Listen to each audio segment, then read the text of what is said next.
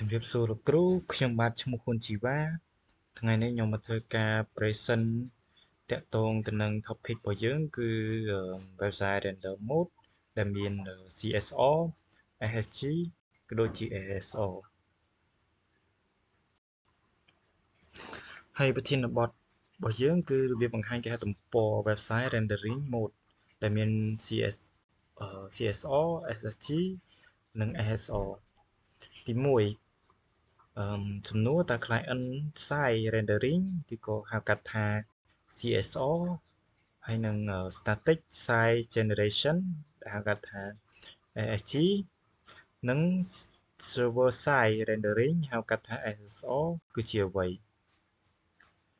សម្រាប់ចំណុច 1.1 គឺ client side rendering ហៅកាត់ថា CSR របស់យើងគឺនិយមន័យរបស់វាគឺ client side rendering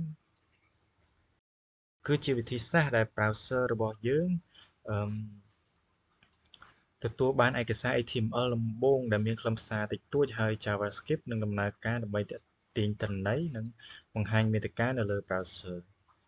ហើយរបៀបដំណើរការរបស់វាគឺយើងនៅពេលដែលអ្នកប្រើប្រាស់ស្នើសុំឬក៏ request ទៅកាន់ server នោះ server នឹងផ្ញើ HTML ទៅទេហើយនឹង JavaScript មកឲ្យយើងហើយ browser នឹងដំណើរការ JavaScript នោះហើយ JavaScript នឹងទាញយកទិន្នន័យពី API ហើយ browser វានឹង render ទិន្នន័យទាំងអស់នោះទៅជាមាតិកាឬក៏ page ពេញលេញមួយហើយ framework របស់វាគឺយើងប្រើជាមួយនឹង React ឬក៏ Vue.js ឬក៏ Angular ក៏បានហើយនេះគឺជារូបភាពក៏ដូចជា process តិចតួចរបស់ងារមួយរបស់វាហើយចំណុច 1.2 static site generation ដែលយើងហៅកាត់ថា SSG ហ្នឹងនិយមន័យរបស់វាគឺជាវិធីសាស្ត្រដែលបង្កើតគេហទំព័រ HTML ជាមុនឬក៏ build time ហ្នឹងមុនពេលដែលអ្នកប្រើប្រាស់ចូលមើលគេហទំព័រនៅពេលដែលមាន request server នឹងគ្រាន់តែផ្ញើ HTML ដែលបានបង្កើតរួចអាហ្នឹងមានន័យថាបើសិនជាយើងប្រើ static site generation នេះគឺនៅពេលដែលមានអ្នក request នោះ server វានឹងគ្រាន់តែផ្ញើ HTML ដែលបានបង្កើតរួចហ្នឹងមកកាន់ browser របស់យើង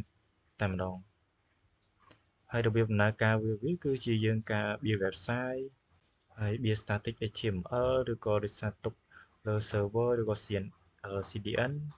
ហើយអ្នកប្រើប្រាស់ធ្វើការ request មកនោះ server នឹងផ្ញើ HTML មកភ្លាមៗមានន័យថាយើងបង្កើត website ទុកហើយបង្កើត HTML ទុកហើយគ្រាន់តែយើង request មកគឺ server នឹងបោះ HTML មកយើងភ្លាមៗហើយឧទាហរណ៍ framework របស់វាគឺជា Next.js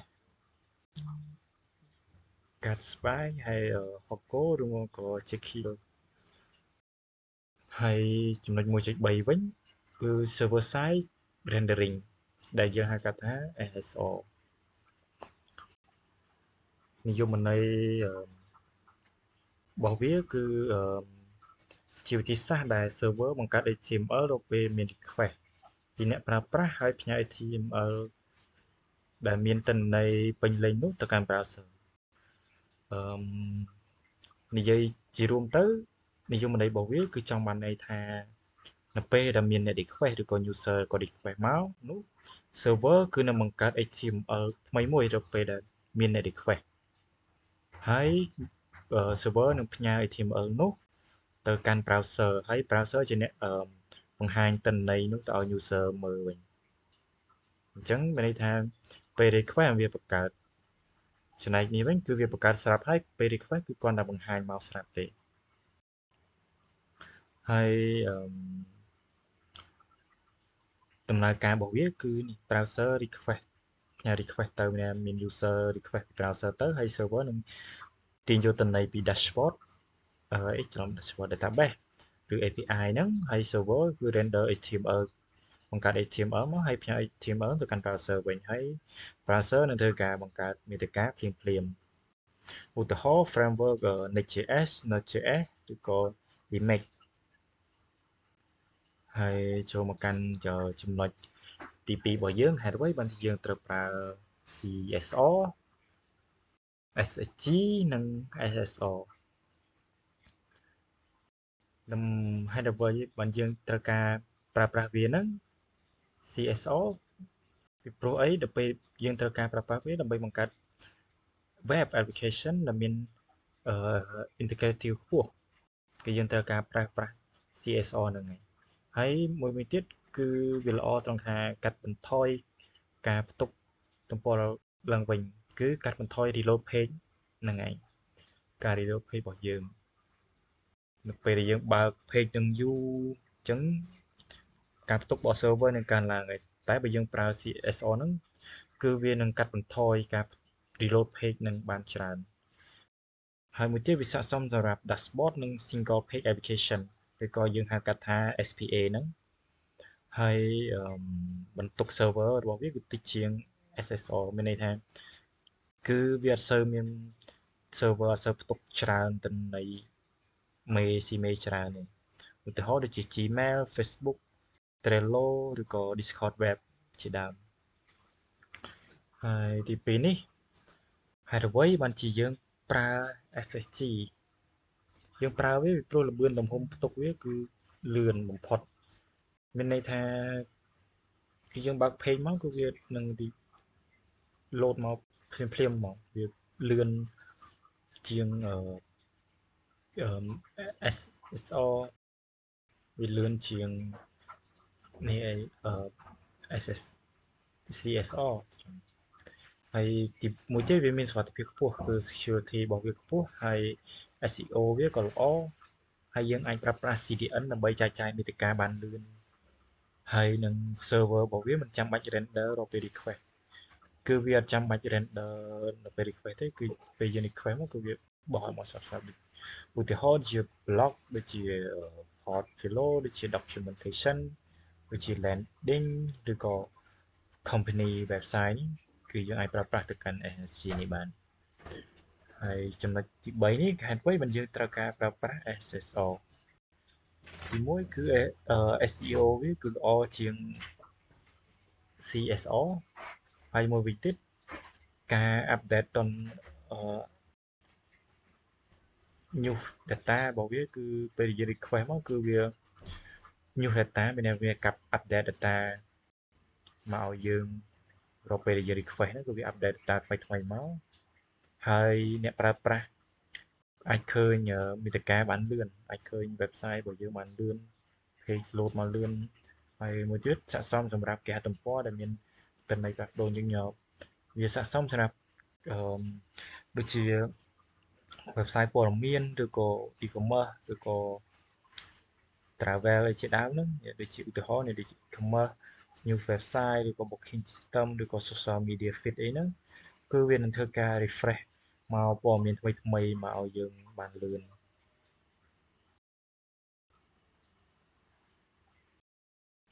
ហើយចូលមកដល់ចំណុចទី3តើយើងគួរជ្រើសរើសប្រើ CSO ឬក៏ SSG ឬក៏ SSO នៅពេលណាយើងប្រើ CSO នៅពេលដែលយើងបង្កើត single page application ឬក៏យើងហៅកាត់ថា SPA ហ្នឹង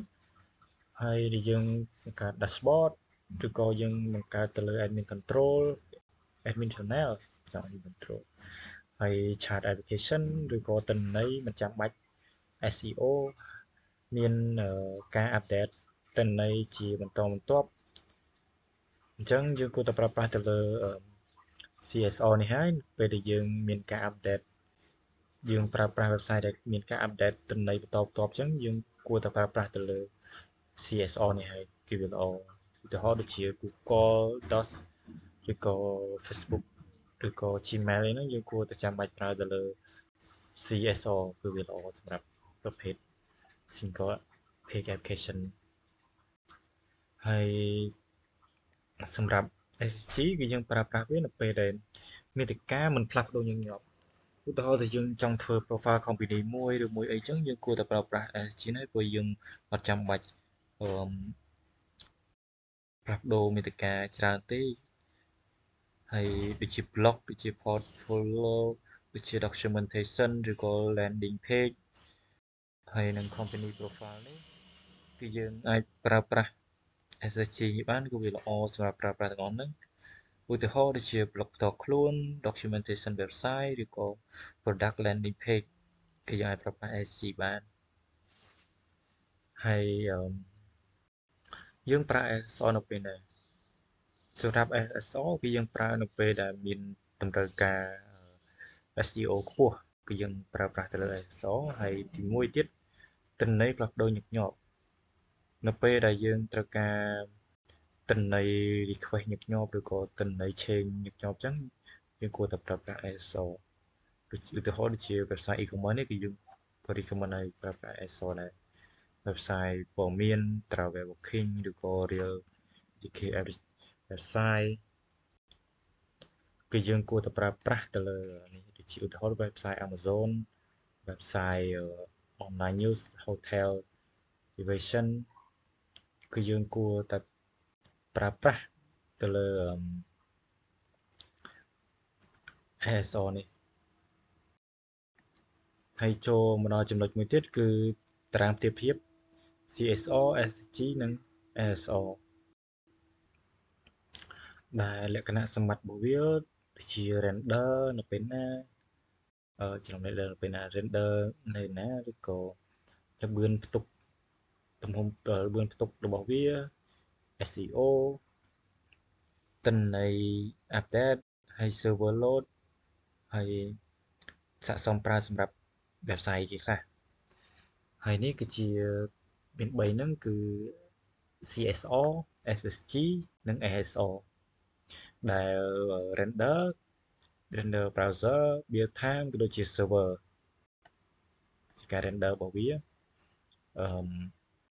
សម្រាប់ល្បឿនផ្ទុកសម្រាប់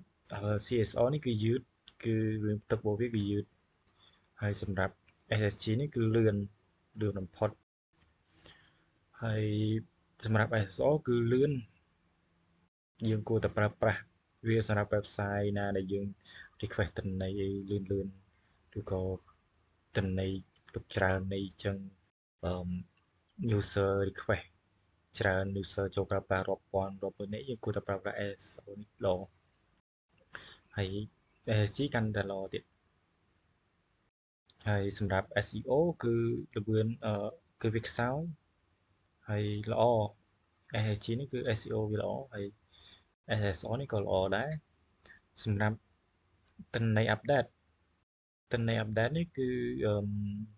CSO គឺល្អចំណែក SSG នេះគឺមិនសូវល្អទេព្រោះអីយើងប្រើប្រាស់វាដូចជាយើងធ្វើ news profile company ធ្វើអញ្ចឹងយើងទិន្នន័យយើងត្រូវការ update ជឹកជាប់ទេអញ្ចឹងយើងអត់ប្រើវាទេតែសម្រាប់ SSO នេះគឺយើងល្អបំផុតសម្រាប់យើងទិន្នន័យ update ញឹកញាប់គឺយើងគួរវាល្អបំផុតហើយសម្រាប់server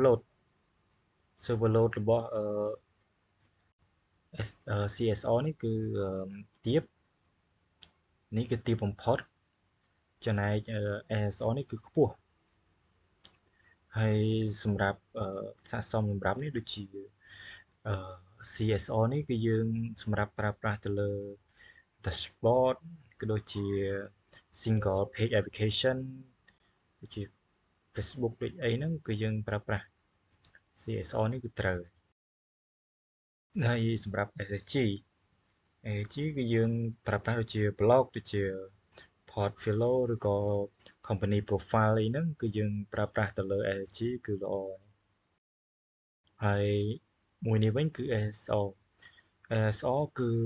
វាល្អសម្រាប់ website e-commerce ឬក៏ website ព័ត៌មានឬក៏ website លក់ទំនិញអីផ្សេងlike Amazon ឬក៏ website មួយចំនួនទៀតដែលវាមានការផ្លាស់ប្ដូរទិន្នន័យញឹកញាប់ហើយត្រូវការល្បឿនខ្ពស់ឬក៏យើង render server អីហ្នឹងគឺយើងប្រើប្រាស់ SSO នេះគឺល្អអញ្ចឹងការ present របស់ខ្ញុំគឺមានតែប៉ុណ្្នេះទេអរគុណលោកគ្រូសម្រាប់ការស្ដាប់